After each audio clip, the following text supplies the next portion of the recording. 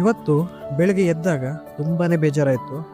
ಒಂದು ಒಳ್ಳೆಯ ಬದಲಾವಣೆ ತರೋಕೆ ಹೊರಟಿದ್ದೆ, ಆದರೆ ಏನೂ ಆಗ್ತಾ ಇಲ್ಲ ಅನಿಸ್ತು. ಯಾಕಂದರೆ ಇವತ್ತು ನನಗೆ ರೆಕಾರ್ಡ್ ಮಾಡೋಕ್ಕೂ ಆಗಿಲ್ಲ, ಕ್ಯಾಮ್ರಾ ಮುಂದೆ ನಿಂತ್ಕೊಂಡು ಮಾತಾಡೋಕ್ಕೂ ಆಗಿಲ್ಲ.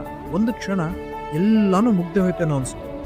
ಬದಲಾವಣೆಯ ದಾರಿ ಎಲ್ಲರೂ ತೋರಿಸ್ತಾರೆ, ಆದರೆ ಕಾರ್ಯರೂಪಕ್ಕೆ ತರೋದು ಮತ್ತು ನಡೆಸೋದು ಹೇಳಿದಷ್ಟು ಈಸಿ ಅಲ್ಲ. ಯಾಕಂದರೆ ಇಲ್ಲಿ ನಾವು ಹೋರಾಡಬೇಕಾಗಿರೋದು ಬೇರೆಯವ್ರ ಜೊತೆ ಅಲ್ಲ, ನಮ್ಮ ಜೊತೆನೆ. ಪ್ರತಿದಿನ ಬೆಳಿಗ್ಗೆ ಏಳುವಾಗ ಒಂದು ದೊಡ್ಡ ಯುದ್ಧನೇ ನಡ್ತಿರತ್ತೆ. ಜೋರಾದ ಮಳೆ, ಚಳಿ, ಬೆಚ್ಚಗಿನ ನಿದ್ದೆ ಮುಂದೆ ಯಾವ ಡೆಡಿಕೇಶನ್, ಮೋಟಿವೇಶನ್, ಇನ್ಸ್ಪಿರೇಷನ್ ಕೂಡ ವರ್ಕ್ ಮಾಡಲ್ಲ. ನಾವು ಅನ್ಕೊಂಡ ಹಾಗೆ ಎಲ್ಲ ಆಗ್ತಾ ಇದ್ದಿದ್ರೆ ಇಲ್ಲಿ ಯಾರು ಸೋಲ್ತಾನೂ ಇರಲಿಲ್ಲ, ಕಷ್ಟನೂ ಪಡ್ತಾ ಇರಲಿಲ್ಲ. ಆಗ್ಲೇ ನೋಡಿ ಅರ್ಥ ಆಗಿದ್ದು, ನಮ್ಮ ಮನ್ಸನ್ನ ಸೋಲ್ಸೋದು ಅಷ್ಟು ಈಸಿ ಅಲ್ಲ. ಗೆಲ್ಲಬೇಕು ಅಂದರೆ ಮೊದಲು ನಮ್ಮ ಮನ್ಸನ್ನ ಸೋಲ್ಸ್ಬೇಕು. ಈ ಸೋಲು ಕೂಡ ಲೈಫ್ನ ಒಂದು ಭಾಗನೇ. ಇದರಿಂದ ಕಲಿತು ಮುಂದೆ ಸಾಕ್ತಾನೆ ಇರಬೇಕು, ಗೆಲ್ಲೋ ತನಕ ಪ್ರಯತ್ನ ಪಡ್ತಾನೆ ಇರಬೇಕು.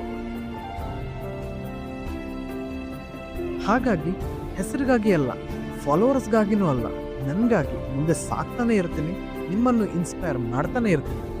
ನೀವು ಇದನ್ನ ನೋಡ್ತಿದ್ರೆ, ನಿಮಗೂ ಈ ಅನುಭವ ಆಗಿದ್ರೆ ನೆನ್ಪಿಟ್ಕೊಳ್ಳಿ, ನೀವು ವೀಕ್ ಅಲ್ಲ, ನೀವಿನ್ನು ಸೋತಿಲ್ಲ.